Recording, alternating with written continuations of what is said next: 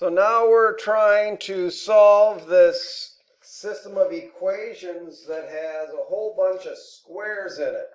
So the first thing I'm going to do is I'm going to solve one of the equations. I'm going to go with this one. I'm going to solve it for x squared, and I get x squared equals 22 minus 2y squared.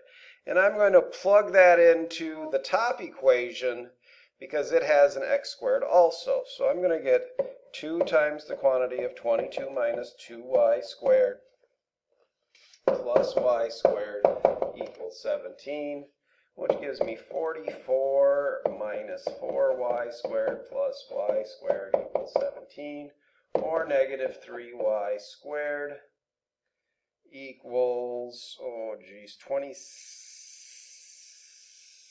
negative 27. So y squared equals 9, y equals plus or minus 3. So I know that I'm going to get some values where I get plus and minus 3 for the y values. So I'm going to plug the positive 3. So what I'm going to do is once I have my y, I'm going to plug it back into this equation. And I get 2x squared plus, I'm going to go with the positive 3, which gives me 9, equals 17. 2x squared equals 8, x squared equals 4, x equals plus or minus 2. So I have plus or minus x with plus or minus y. And so if I use the positive 2 with the positive 3, the positive 2 with the negative 3, the negative 2 with the positive 3, and the negative 2 with the negative 3. So I get those 4 answers. And that's interesting because you can certainly plug those into some graphing function and get the values that you want. So find the solutions with logs. So just not for algebra anymore. You get all kinds of cool stuff you can use this stuff on. So I'm going to solve one of these for log of y, and I'm going to substitute it into the other one. The first equation, it seems as though if I wrote it as 2 log of x squared plus 1, moving the 1 to that side, and log of y squared to the other side, I can get that. And then what I want to do there is I want to substitute log y quantity squared is equal to that. So I'm going to do, and I'm going to end up, well, let's solve the second one here, I think. I'm going to say 4 log of x squared plus 11 is equal to 3 log of y squared. And if I have them divide by 3, divide by 3. If I have them both log y quantity squared, I can set those equal to each other. And so I end up with 2 log of x quantity squared plus 1 is equal to 4 log x squared plus 11 all over 3. And simplifying, I get 6 log of x squared plus 1 equals 4 log of x squared plus 11. 2 log of x squared equals, looks like I end up with,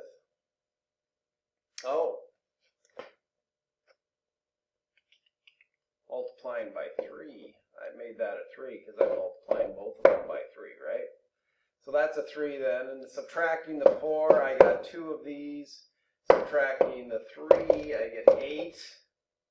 And so I have 2 in front of here, so I'm going to go with log of x squared equals 4. So the log of x is equal to plus or minus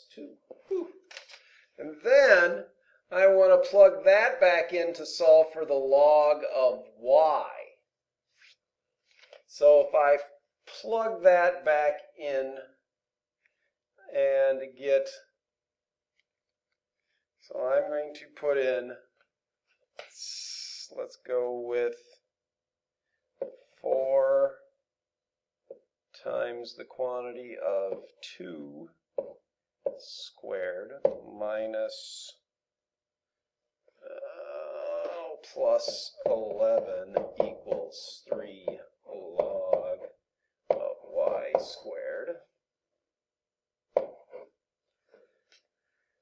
And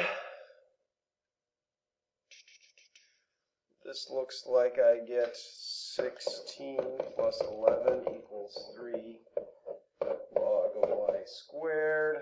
27 divided by 3 equals the log of y squared.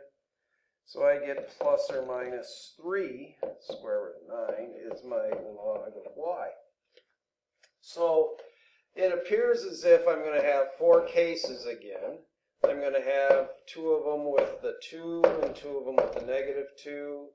And I'm going to go with negative 3, positive 3, negative 3, positive 3. I guess it doesn't matter which order I put them in. But those will be my solutions. And those really aren't the solutions. That's just what x and y are. But what happens when I actually plug x and y back into here to find out where they run into each other? Those are the x and y values. All right, so let's take a look at this one. We have them both solved for y, so I'm going to say x cubed equals e to the x plus e to the negative x divided by 2, or 2x cubed equals e to the x plus e to the negative x. All right. I'm going to go and graph it like it said originally, because I'm looking at that and thinking, oh my goodness. And so I have a graph that looks like that. And my second graph looks kind of like a parabola. Looks kind of like that. And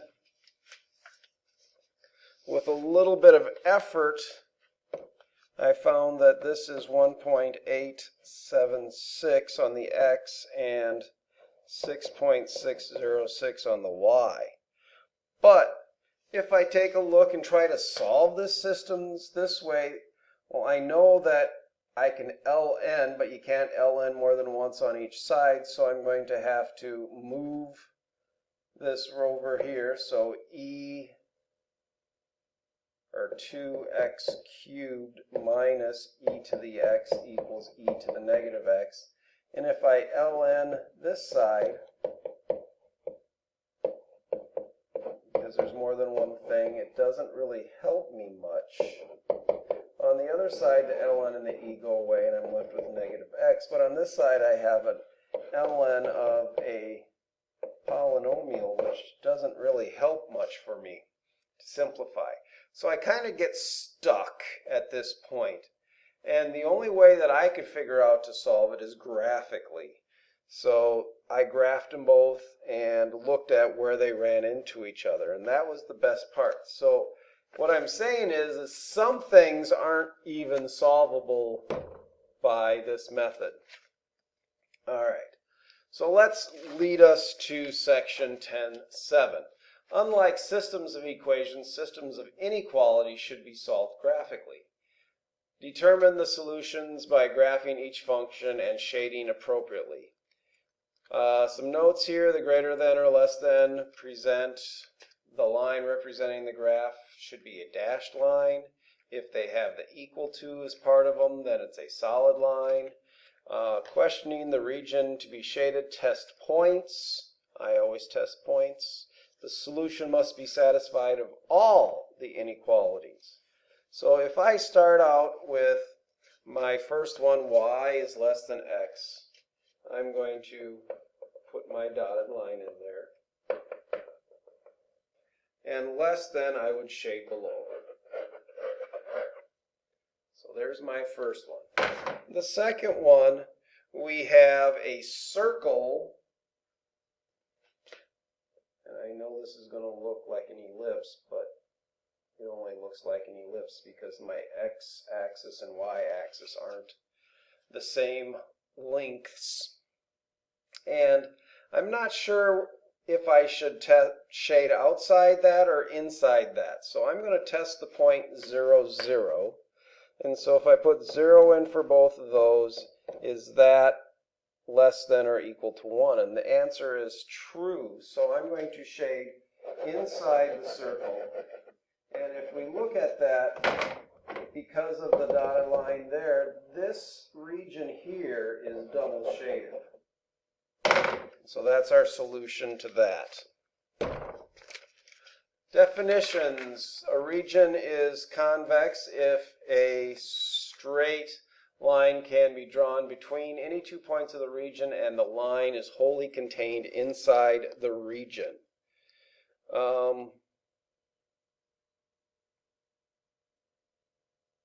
So if I drew something like that, a region is bounded if it can be enclosed completely in a significantly large circle. So if I have a shape bounded by a circle, so it's bounded, so it goes on, the circle goes around it.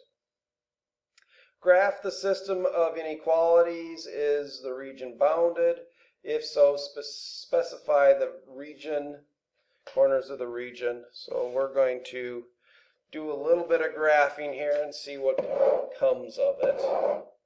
So my first equation, I'm going to, looks like I have, oh geez, it's going to be messy with this, but I'm going to try, here's negative 12. For the x-intercept, my y-intercept looks like it's at 4, 2, 3, 4. So I'm going to draw this line, and it's a solid line. Looks kind of like that. And then my second equation looks like I have an x-intercept at 8. 1, 2, 3, 4, 5, 6, 7, 8. And a y-intercept at 8 also.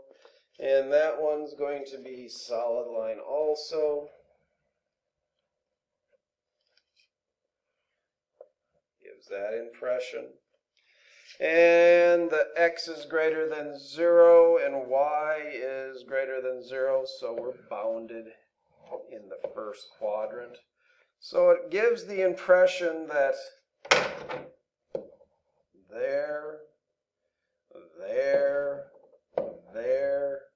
and there looks like the region is bounded because it's greater than this, greater than this.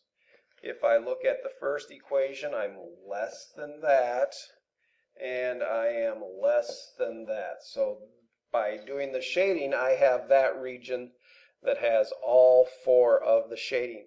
The only problem that I'm having right now is coming up with this point.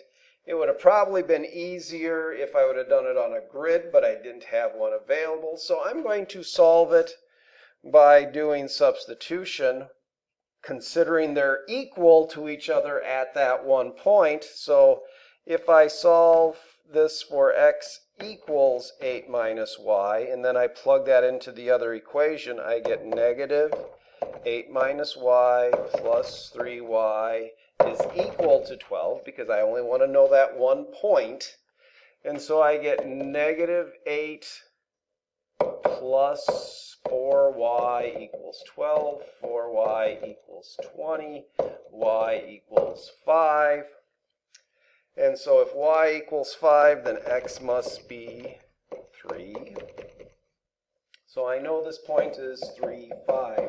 This point is 0, 4, 0, 0, and 8, 0. So I found all the points of the bounded region. And I believe that is the end of this party.